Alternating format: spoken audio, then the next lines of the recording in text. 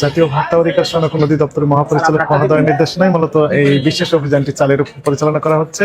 ঢাকা মহানগরীর বিভিন্ন গুরুত্বপূর্ণ যে পাইকারি আড়তগুলো রয়েছে চালের, সেগুলোতে আমাদের সহকর্মীরা বিভিন্ন ভাগে ভাগ হয়ে মূলত এই অভিযানগুলো করছেন। এখানে আপনারা জানেন যে চালের দাম হঠাৎ করে অনেক বৃদ্ধি পেয়েছে, এই কারণে মূলত মহাপরিচালক মহোদয় এই নির্দেশনা আমাদেরকে দিয়েছেন যে আসলে কি দামে তারা ক্রয় করছে, কি দামে বিক্রি করছে, কি পরিমাণ তারা লাভ করছে, আসলে অনৈতিক কোনো চর্চা এখানে হচ্ছে কিনা। তো এই বিষয়গুলো খতিয়ে দেখতে এসে আমরা যেটা দেখলাম যে অনেক ক্ষেত্রে ক্রয়ের ক্যাশ মেমো আছে, কিন্তু বিক্রির ক্ষেত্রে যে ক্যাশ মেমো দিচ্ছে সেখানে ক্রয় বিক্রির অনেক ডিফারেন্স দেখা যাচ্ছে। একই সাথে মূল্য তালিকায় যে মূল্য দেওয়ার কথা ছিল সহজে দৃশ্যমান স্থানে লটকিয়ে দেওয়ার, সেই বিধানটিও অনেকে ফলো করছে না, অর্থাৎ মূল্য তালিকা দিচ্ছে না। এইরকম অনিয়ম করেই মূলত চালের দামটা বাড়িয়ে দেওয়া হয়েছে। তবে ব্যবসায়ীদের বক্তব্য যে মিল মালিক দাম বাড়িয়ে দিয়েছে, কিন্তু মিল মালিক যে ক্যাশ মেমো দিয়েছে তার সাথে এনাদের বিক্রয়ের ক্যাশ মেমোর অনেক ডিফারেন্স পাওয়া যাচ্ছে। এই সকল অপরাধে আমরা ইতিমধ্যে 2টি প্রতিষ্ঠানকে জরিমানা করেছি, আর বাকি যে কার্যক্রম অর্থাৎ অভিযান আমাদের চলমান রয়েছে। বিদেশি চালও বিক্রি করেন আপনি, বাইরের চাল বিক্রি করেন, এই ইম্পোর্টের কোন কোন চাল নিয়ে আসতেছেন? মিনিকেট চাল কোনটা, এটা কোনটা? কেন ডিসপ্লেতে দেবেন না কেন? ভয়াবহ কথাবার্তা।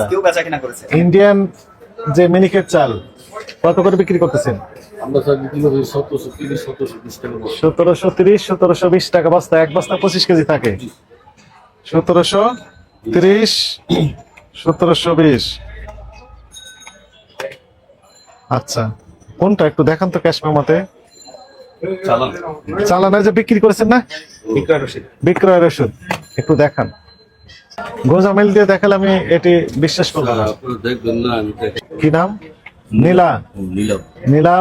নীলা ভোগ মিনিকেট। নীলা ভোগ মিনিকেট একটা বস্তা নিয়ে আসেন একটু দেখি। নীলা ভোগ কি লেখা আছে? নীলা ভোগ মিনিকেট। এটা কিনেছেন কত করে? আচ্ছা, আরো আছে তো, আর কি আছে? না না না, ঠিক আছে, এটা একটু দেখলাম, ঠিক আছে, আরো আছে। হ্যাঁ, নাম কি সেটার? আর কি আছে? আর কি আছে? আছে, আমার কাছে তথ্য আছে। হ্যাঁ, কাটারি নাজিরও আছে। সেটা কোনটা কত করে বিক্রি করেন একটু বলেন তো দেখি, আমি একটু আপনার নোট করে নিই। আপনার 1920 টাকা বিক্রি করতেছে। কোনটা? এটা এলসি, 1920। এটা কাটারি নাজির। এলসি লিখে দেন না কেন স্পষ্ট? না, একটাতে শুধু আছে, বাকিগুলো নেই। না, ওই ইন্ডিয়ান যেটা বললেন, ইন্ডিয়ান মিনিকেট কত করে কিনেছেন? 65 টাকা 30 পয়সা। 65 টাকা 30 বিক্রি করছেন কোন কত? 12 আছে স্যার। সেটা আমরা দেখবো, ঠিক আছে। বিক্রি করতেছেন কত? বিক্রি করলাম 1720, 1730। কোথায়? কেজিতে আনেন, কেজিতে কনভার্ট কেজিতে করেন। না, 70 টাকা 80 পয়সা। 68 কিনা পড়েছে এটা 65 টাকা 30 পয়সা। তার সাথে আপনার খরচ পরিমাণ মনে করেন। তাহলে আপনারা কি বুঝতে পারছেন?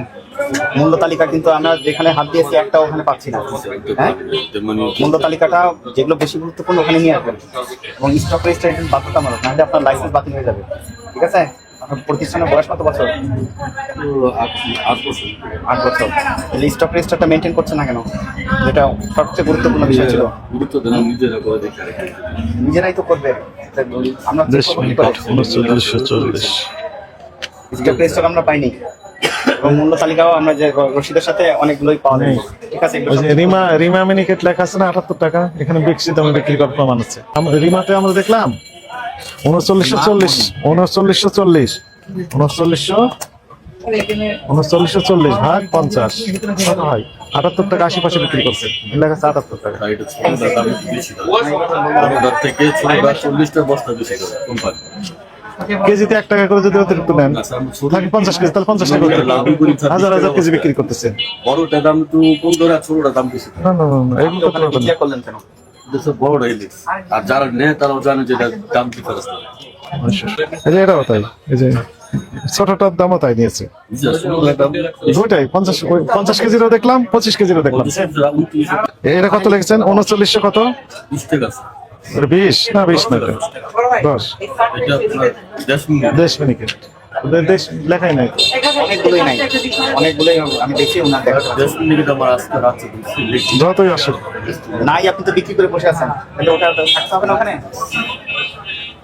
অনেকগুলো অনিয়ম আপনার মূল্য তালিকার সাথে বিক্রয় রসিদের মিল নেই। আবার দু একটা আছে বিক্রয় রসিদের চেয়ে আপনি ডিক্লেয়ার করেছেন কম, বিক্রি করেছেন বেশি দামে।